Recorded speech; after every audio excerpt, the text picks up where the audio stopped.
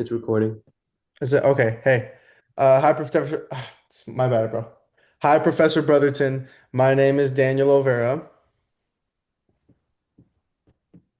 Oh, hi, my name is Kelvin Rivera. I'm currently sick, so if I sound a little bit off, it's because I'm sick.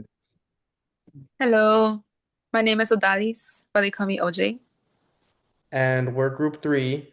And today we would like to discuss the movie Apollo 13 by Ron Howard, which is based on the NASA space exploration mission that was under the same name. Um, Apollo 13 was a space mission that was supposed to land on the moon in early mid-spring 1970. And unfortunately, they did not complete the mission due to some unforeseen problems that they had on the way, including an oxygen tank blowing up. And it soon became a space rescue mission. And I really like that this movie clearly put a lot of effort into recreating the scenarios that were going on both on Earth and in outer space that led the astronauts to turning this into a rescue mission. And I think in overall it was a really well directed movie and a really good historical interpretation of the events that unfolded. As well as plenty practical effects that still hold up today. I mean, like the zero gravity scenes are great. I mean, I was wondering how they did it. Apparently, they just did it on a craft that like took them almost to space, but not to space. So they were just filming on like the stratosphere, I want to say. It was Yeah, like rented from NASA or something. I'm not sure. I didn't pay attention to like the back scenes. I just know that it was like on an aircraft that just kept on flying. So yeah. So all of the zero G scenes are practical. So that's a fun fact. yeah. I would say overall, the whole movie was like very emotional. I kind of cried at the end because, like, as you being, if you put yourself on the shoe's wife, it's like you don't know if Jim Love was gonna come back or if they're gonna die on the mission, but something like that. Yeah. Yeah, I think that's what makes this movie so great is that perfect mix of practical effects with like the actual human element of compassion just comes together and you're like, dang, the people who were in these situations, hats off to them because it's because of them that we can fly so easily on missions like that today, and we've made such amazing progress in the past 100 years, damn near. So I think that obviously one of the questions that is repeated in the beginning of the movie so much is what were the primary objectives of the mission, Apollo 13? Did you guys catch up on that? What do you guys think the primary objectives of the mission were? I can answer that. So the primary objectives were to walk on the moon, first off, and then deploy a lunar package and do some geological research, and also to make future missions easier by leaving that package there so other missions could refuel, right? It was Hmm. refueling or yeah, right? Hmm. And yeah, that's the main objectives. But for the astronauts themselves, it was to walk on the moon. I think it was Kevin Bacon that wanted to walk on the moon and then slowly realized that it wasn't gonna happen. So that kind of like destroyed him for like a few scenes. Then he kind of had to like get back on his feet to be able to lead them back home, basically. Bro, Kevin Bacon's performance as the young hothead Swaggart in this movie It is, was really good. bro, it's really good. And I like Tom Hanks's performance too. That scene where he pictures himself walking on the moon and he's like, dang, it'll never happen. But I think it's safe to say they made the right decision, bro. There's no way they could have ever docked on the moon with all that failed equipment that they had. I Um, mean, would you prefer to like walk on the moon and die there, or would you rather like go back Survive, home? baby. Survive, Yeah, survive, bro. That's the name of the like game. that was like their entire thing. They were like debating it for like a solid minute. They were saying like, oh, like you could see like they were thinking about it. Like, Hmm. would I rather do it and die as a man that walked on the moon, or go back home safe? Yep. What would you have done? Go back home, But man. yeah, that's true. It I would don't have know. been like a I 50-50 don't chance, know. I don't know. literally, like a whole probability. So, Yes, 100%. I think one of the things that they don't really touch on in the movie, I think there's only one scene where Tom Hanks talks about the landing on Fra Mauro on the highlands of the moon. And I think that was also one of the objectives was to land on that specific side of the moon. but it wasn't like the primary objective. But I'd say that that was definitely one of the objectives as well, was for them to have docked on the moon and that specific side of the moon. And I think this brings us into another question, specifically not with just their intentions, but overall, how did the Apollo 13 mission differ from the other previous two missions that they talked about and they showed the astronauts in before? So I can answer this question. So for the different missions from the other ones, I would say that most of them were successful, but this last one was a failure due to the mechanical techniques that happened during the mission. But also this turned into a survival mode where they were not sure whether the crew was gonna come back or overall coming up with solutions. Yeah, Yeah. like she was saying, this mission turned into a successful failure since, previous missions that had a mechanical failure died, but these were successful enough that they survived and got back home. Due to the oxygen tank exploding, they couldn't make it back, so they had to figure out how to get back, working alongside NASA and the crew itself. So yeah, it became a successful failure. Dude, I'm so glad you picked up on that word in the movie. I'm so glad they used that in the movie as well, because if there's one thing that I think sums up the entire mission in two words, it's those words, successful failure. I've never been able to visualize what a successful failure is because most people would say anytime you fail, you are learning, and that's in and of itself a success. But in a way, it isn't. No hate, but it isn't. This was literally, I think, the best interpretation of a mission that failed, but was successful in retrieving all of the precious human life that was on there. And that's what ends up, you guys were absolutely right. I think more than anything, what separates these missions apart was that this was a rescue mission. And the other ones were just successful missions. They didn't really have to deal with, oh man, we got a blown up oxygen tank and so much power left, and we're just gonna have to use the moon's gravity to slingshot back to Earth. So yeah, and I think that those differences, I'd say, leads us into the next part of the movie. Um, but that focuses more on how did the mission serve as a test for NASA's crisis management system. Um, I don't know which part you guys liked more, the everything's blowing up and going bad, or the we're gonna get this mess under control. But what did you guys think of that part? I can answer that. I personally liked all the blowing up stuff because it's something you don't see. I mean, yeah, you see it on like science fiction movies, but this is based on a real story. So if you think about it, this is like this actually happened. So it's fun to think about to a certain extent. If not, it's just like scary to think about it. Like, oh my God, I'm stranded in like space. But this served as a crisis management for NASA since everyone had to work together from the technicians on Earth to the crew in space. They had to team up, they had to communicate, and if not, something could go wrong and they could all die. So it was very important that they, could talk it through, understand it. I forgot the name of the actor that was the the lead man in the ground. Mm-hmm. But he was very like stoic, and like the moment like this went right, he just let everything break down since he was like so relieved. So I forget his name, but he's like Krantz. he's Krantz. outing. Yeah, Yeah, the yeah, trends, yeah. yeah. Yeah, I think that was one of the best parts was seeing Krantz come forward and being like, I'm not losing these three men.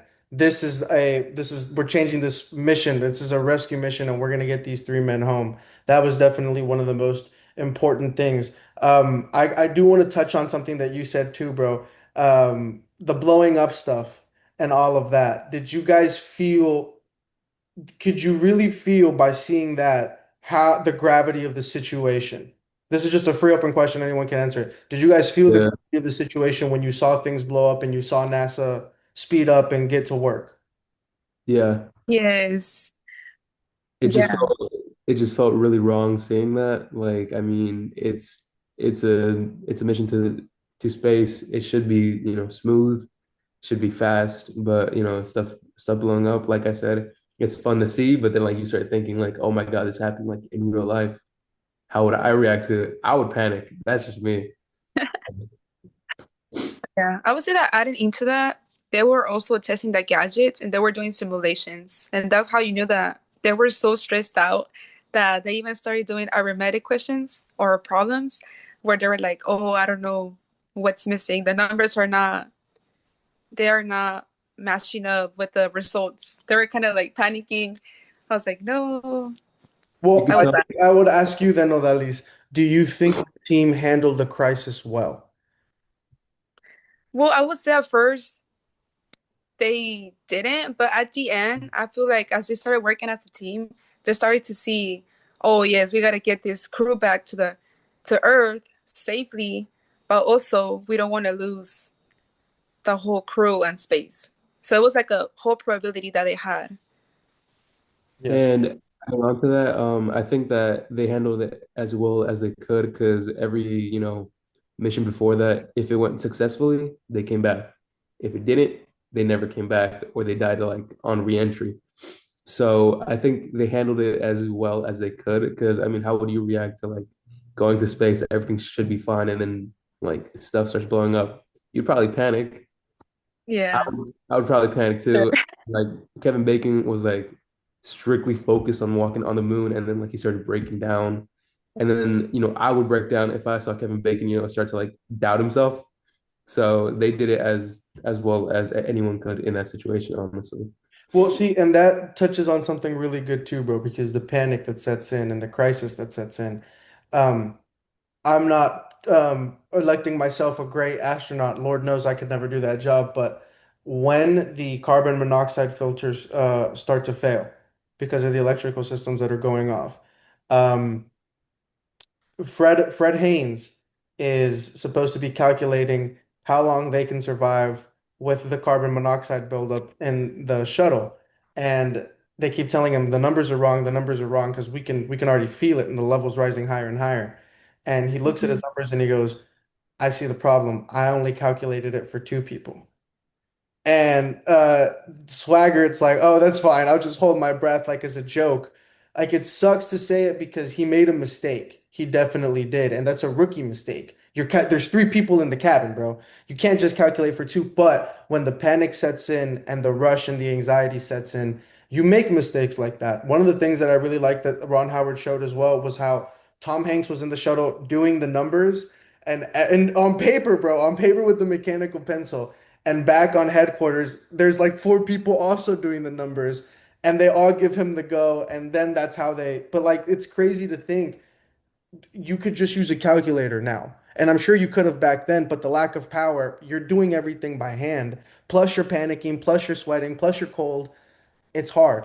Crisis management is really hard. And I think that the way that this movie shows real crisis management, it's not only adequate, but it also shows you what roles that teamwork and leadership play in the mission and its success under extreme condition. What would you guys say are the roles that teamwork and leadership played in the mission's success under these extreme conditions? Before we move on to that question, I just wanted to like add quickly to the carbon monoxide thing. Um, Probably the astronauts also knew that if they were making mistakes, it was probably because they were getting affected by the carbon monoxide. Since it does make you lightheaded, it does make you faint. So the moment that I would like realize that I messed up in completely like not calculating for another person, I'd be like, oh my God, I have less time than I thought. Because now Yes. I'm thinking, oh my God, how did I forget a completely different person? I'm staring at two people, but I'm the third. How am I forgetting myself or someone else? That would probably like mess you up if you're thinking like, oh, it's just two people, and then like you count it's three. And then in that So scene, they're like ripping up duct tape, trying to put a plastic bag over a filter, and it rips. And same thing, I thought, oh my gosh, under these circumstances, I zero gravity, trying to build a new machine, monoxide's building up in my system, dude, I would have died. I would not have survived that. I would have probably like gone crazy, probably tried putting on my suit and tried just jumping out, you know. Jumping out in space we can't jump out. You It's could like, just oh, away, it's pitch black, pitch black. just push away in the direction of like the planet. That's it. Yeah, well, Hope that you dream that his wife, that Tom Hanks's wife has, where she dreams him dying and like blowing up in the vacuum of space, it caught me so off guard. I didn't know what to make I, of that, but I thought it was part of the movie.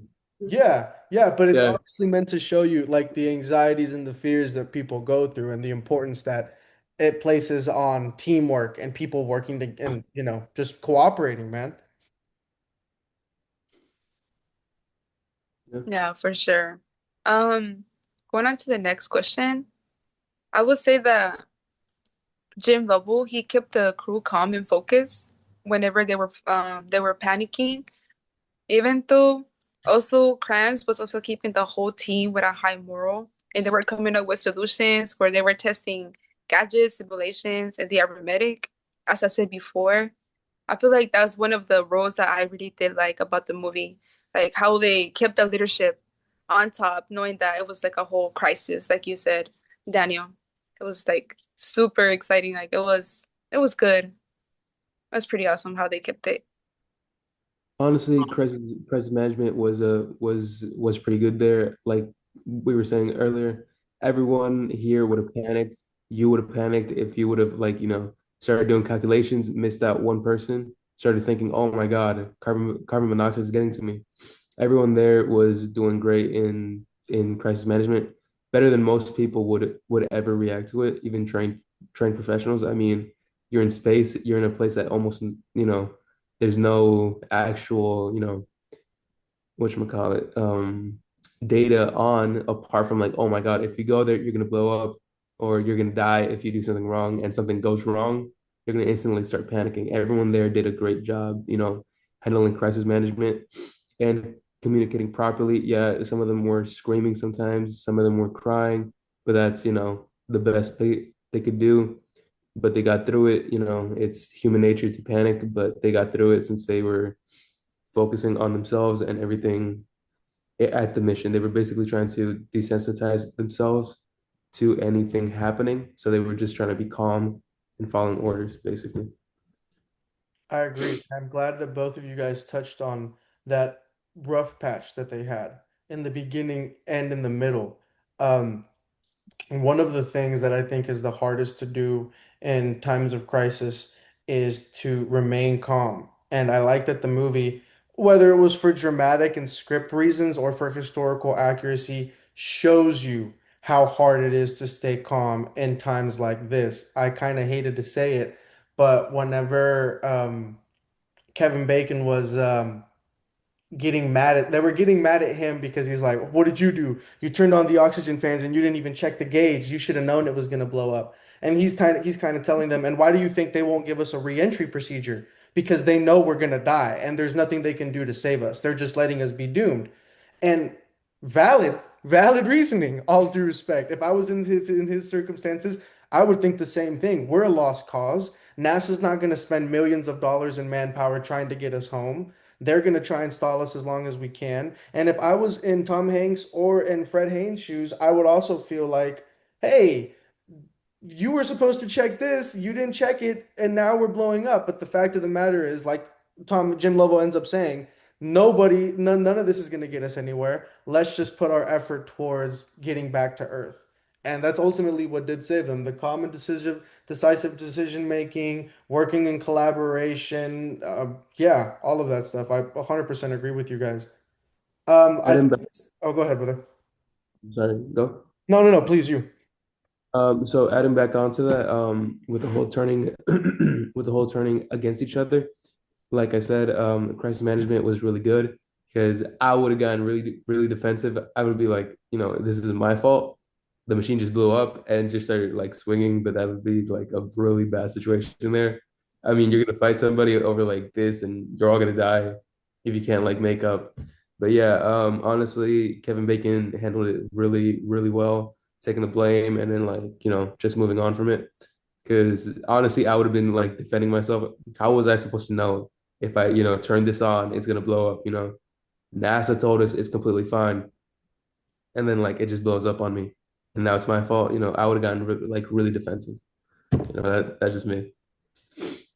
I will also say that adding on to that, I don't know if you remember that scene where they had like a lot of pots of coffee, they didn't sleep, there was no spare time. Imagine working under those conditions. I could never. I could never. No, especially when they're on, when the astronauts up in space, they're like, guys, we're getting your surgical levels, your biometric levels. You need to sleep. One of y'all is running a fever of 104. I was like, Yes. what? No way. Mm-mm, not for me. But I think that also shows you just how devoted the crew members were to not just getting back safely, but to everything. Because when you're going into a mission like this, you got to be devoted not just to success, but the fact that something may go wrong and you're going to have to turn the tables and get yourself home. So I think that brings me into another question that I have. Why do you guys think that Americans were so devoted to space exploration in the middle of the 20th century? I can answer that. I think that it was just because first off, we beat the Russians into onto the moon, and that's why we were well. First off, it was a space race. We all wanted to, be the first on the moon or be the first one in space, even though the Russians were the first ones into space, if I'm not mistaken. Then, we went on onto the moon. It was a new frontier. Every time there's like a new frontier, humans want to explore it. If it's exploration, we start sailing. Doesn't matter where, we just sail. If it's walking, we'll walk to a different country. Everyone does that. Not everyone, but but yeah, it was mainly just out of like wonder. Science fiction was like a big component. If you see like in the time in the 60s and 70s, there was a bunch of sci-fi channels, sci-fi shows, Star Trek, Star Star Galactic. There's something like that. Basically, pop culture was like very into space. Everyone wanted to go into space to like figure out what's out there. No one had ever been out there. And when people started going out there, you know, the common person could see themselves in the shoes of the astronauts since, you couldn't see their faces. All you could see was like the masks, the helmets. You could imagine yourself in the suit out there doing that. So that's why. And plus there was like a bunch of war going on. I mean, if something can distract you from a war, it would probably be space, like, oh my God, someone's on the moon, someone walked on the moon, stuff like that. Yes, I would say that adding into that was also because they wanted to get more advanced science regarding to the moon, but also show America what they were able to do and the ability that they were able to keep up with the tech and also teach it across the country.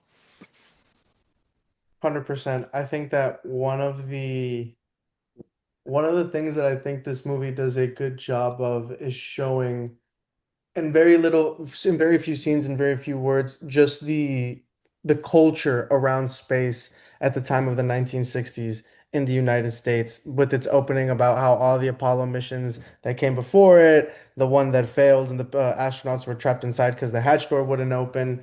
It gives you like a brief history on the zeitgeist of space exploration here in the United States of America. It's messed up to say, but I think one of the things that I've taken away from reading the history book that we're assigned in this class, I think Theodore Roosevelt said it first, but something along the lines of America needing a war to get them to rally behind a collective project and kind of motivate them to work hard at achieving something that was in the name of goodwill and advancement. And I think that both of you guys touched on a similar phenomenon that happens to people in a society like ours. I wouldn't say maybe so much war, although it has been proven to unite us as a people, but I think that space exploration gave us a common cause to all unite towards. Like you said, Kelvin, it put a face to the name. Yeah, anyone could be an astronaut. And then, like Odalys said, that at the time it was a competition. It was seeing who could get it first. And that is always going to fuel people's desire to work together to achieve something in the name of unity and community. And I think that kind of goes against what I want to ask you guys here, but it's along the same vein. I don't know if you guys picked up on this, but in the movie, the commissioner tells Jim Lovell's wife that they're not going to be broadcasting the flight on TV because they drew in no popularity and they want to show other people they want to show people other things that they would rather watch. But then as soon as it becomes, oh, the tank blew up and we want to rescue these people, they do broadcast it on national television and they even show it in schools across the nation. Why do you think the American TV channels began to broadcast the flight after it became a rescue mission? I can answer that. So it became broadcasted after it became a rescue mission because, you know, unfortunately speaking, a lot of tragedy sells news. You know, when you read about school shootings, it's the first thing on the page. When you read about tornadoes, the second thing after tornado is the death count. So every time there's something morbid, us as humans, we want to know what is happening. If that means, oh my God, or a tornado happened, a car crash happened, but if it's in space, it's something new because we have never seen that before up until that time. So unfortunately, it would sell a lot more if it's a failed mission. If you broadcast it, if you see like the final moments of the astronauts there, if they explain it to you what's happening in real time, people would tune in every day just to see it. Yeah, I'm sorry, guys. I had some chaos going on home. Um, Responding to your question, I will say that I totally agree with Kelvin, how everything about broadcasting the whole flight, it became a whole education purpose for also for children, but also for the whole overall world about the unexpected events that could happen. Like for example, when that oxygen tank exploded, you can see how the whole world started to panic. They started to say, "Oh, what's going to happen?" But also, this turned into a moment of courage, but also about how people were so united that they started praying. I don't know if you saw that part where everybody started praying for the astronauts that they were still on the moon and see if they will come back. But yeah, I would say that's the main reason. Awesome. I really like that. I like that you noticed and you touched on that. I guess my final question for you guys, and this is up to everybody's interpretation, is do you think that this movie does a good job at explaining the complexities, the intricacies, the efficiencies, and sometimes the inefficiencies of space exploration, not just in its time, but of all time? I think it does. I mean, as best as anyone in the general audience will understand. I mean, they can tell you how, they can get a ship into space. I wouldn't understand it.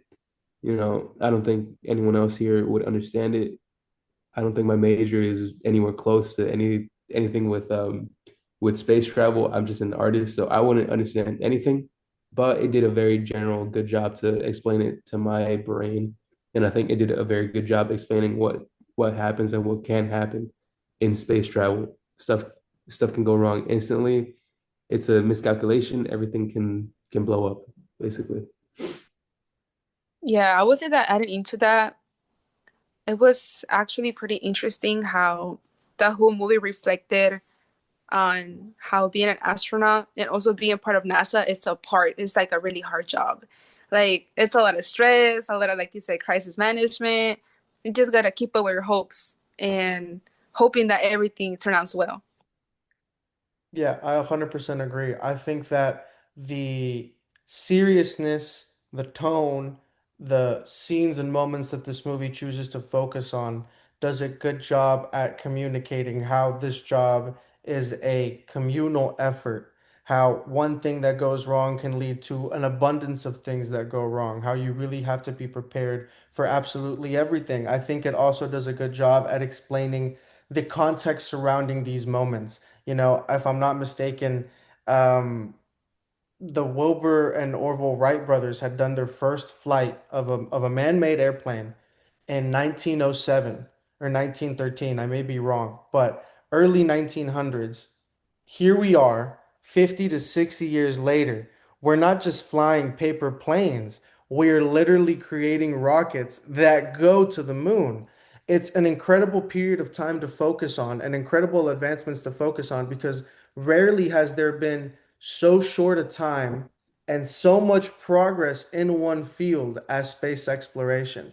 And I hope that movies like this, for people who you guys, I think this is the first time you guys watched it, that you guys really did enjoy it because it's not just to me, it's more than entertainment. It's a piece of history that really stands out among other pieces.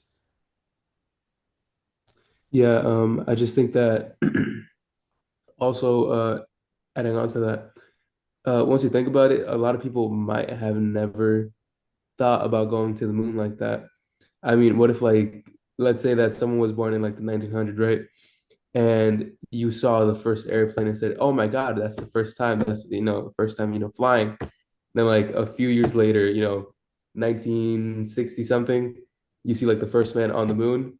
That would probably blow your mind. Like in the span of less than 100 years, you saw just cars, right? Just cars, wheels, and then planes, and then now people are walking on the moon, and you're still here. So honestly, that would be like crazy just to witness in real time. Because right now, all of us, we've seen it. It's kind of like, oh wow, that's cool, but like it doesn't really affect you the same way it affected people back then. That's their first time seeing it entirely. Yeah, I would say that adding into that, if you can think of the whole arithmetic situation, the whole engineering, the whole physics, aeronautics, it's just so confusing. As me being a part of my major of engineering, I feel like I will be able to handle it, but not that much because it's too much math, too much science, too much probability analyticals. It's a lot. It's a lot. I agree. I'm glad that this moment is one that is now in history and not one we're living through today. And I want to thank Group 3 for joining me on this discussion for Apollo 13. Professor Brotherton, I hope you've enjoyed this discussion on Apollo 13. And thank you very much for giving us the opportunity to work together and watch the movie. Thank you. Have a great rest of your day. Bye, Professor.